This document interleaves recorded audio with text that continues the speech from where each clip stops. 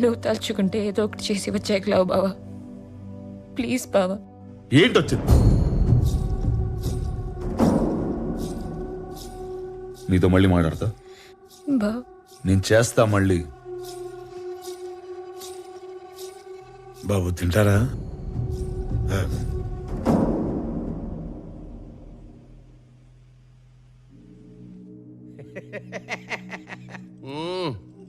Cinema మంచిగానే తీసినావు.